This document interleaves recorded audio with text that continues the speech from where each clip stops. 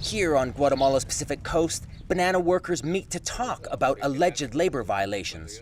GERALDO MINAS says he was fired and blacklisted for complaining about missing wages. He wants local workers to form an association to help protect their rights. But Guatemala is notoriously anti-union, and GERALDO's colleagues are worried.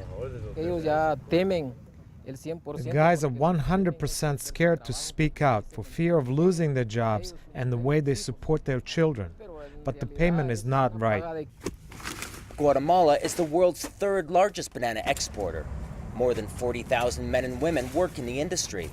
But international groups accuse some banana producers of exploitative conditions that are among the worst in the Americas. Guatemala is one of the world's original banana republics, a century-old industry born from inequality and repression. It's a legacy that thousands are now working to change. Over on the country's Caribbean coast, banana workers' unions have won important advances.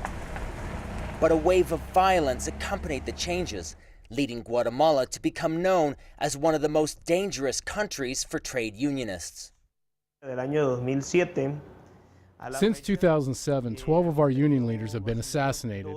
Before that, our executive committee was kidnapped and forced to resign from Del Monte and renounce our union. They're still living in exile.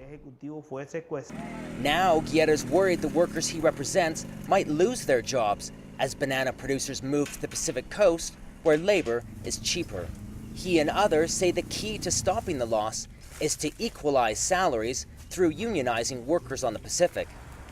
The association, representing 80% of banana growers, says they're not opposed to workers forming unions, but they told Al Jazeera it's simply not necessary. We offer salaries way above the minimum wage to workers from various regions of Guatemala. We're engaged in the dignity and well-being of all workers, and we observe all legislation regarding labor standards, including freedom of association. If that's the case, then GERALDO MINAS says he and his neighbors should be able to organize and negotiate without fear of retribution. Then, he says, perhaps all banana workers here will be able to truly get ahead. David Mercer, Al Jazeera, Guatemala.